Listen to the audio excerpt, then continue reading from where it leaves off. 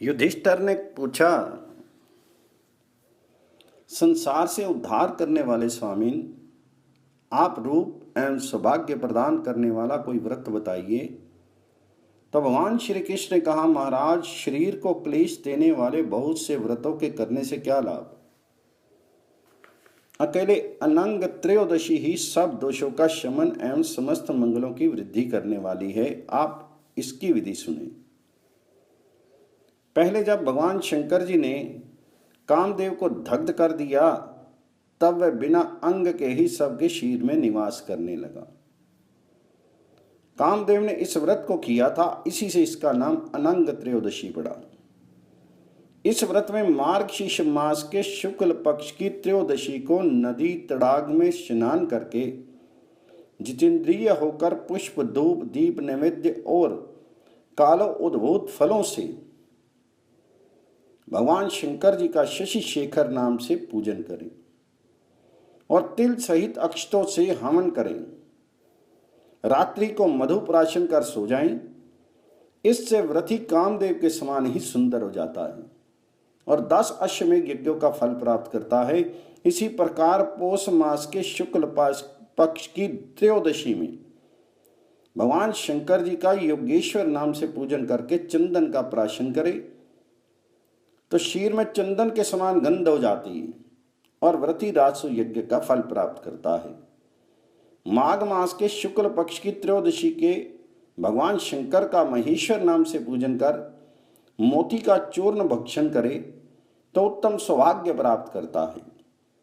इसी प्रकार फागुन में हरेश्वर नाम से पूजन करके कंकोल का प्राशन करने से अतुल सौंदर्य प्राप्त होता है। चैत्र में स्वरूपक नाम से पूजन करने और कपूर प्राशन करने से व्रती चंद्र के तुल्य मनोहर हो जाता है और महान सौभाग्य प्राप्त करता है। वैशाख में महारूप नाम से पूजन कर जायफल का प्राशन करे, इससे उत्तम कुल की प्राप्ति होती है और उसके सब काम सफल हो जाते हैं तथा वह सहस्त्र गौदान का फल प्राप्त करके ब्रह्मलोक में निवास करता है। ज्येष्ठ में प्रद्युम्न नाम से पूजन करे और लवंग का प्राशन करे, इससे उत्तम स्थान, श्रेष्ठ लक्ष्मी और सभी सुख संपदाएं प्राप्त हो जाती हैं तथा वह 108 वाजपेयी यज्ञों का फल प्राप्त करता है। आषाढ़ मास में उमा भरता नाम से पूजन कर तिलोदक का प्राशन करे, इससे उत्तम रूप प्राप्त होता है तथा वह 100 वर्ष तक सुखी जीवन व्यतीत करता है। श्रावण में उमापति नाम से पूजन कर तिलों का प्राशन करे, इससे पौंड्रिक यज्ञ का फल प्राप्त होता है।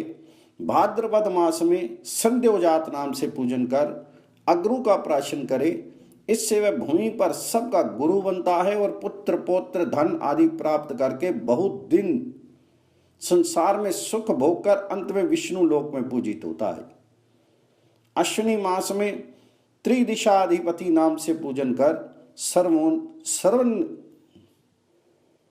स्वर्ण उदक का प्राशन करें तो व्रती उत्तम रूप, सौभाग्य, प्रगल्भता और करोड़ों निष्क दान का फल प्राप्त करता है।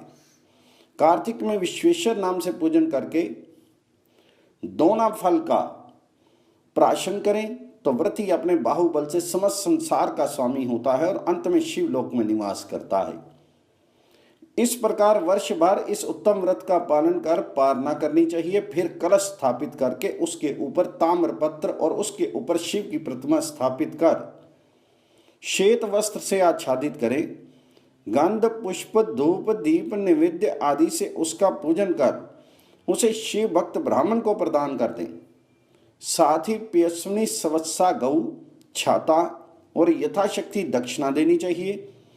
इस प्रकार जो इस अनंग त्रयोदशी व्रत को करता है और व्रत पारना के समय महान उत्सव करता है, वह निष्कंटक राज्य, आयुष्य, बल, यश तथा सौभाग्य प्राप्त करता है और अंत में शिवलोक में निवास करता है।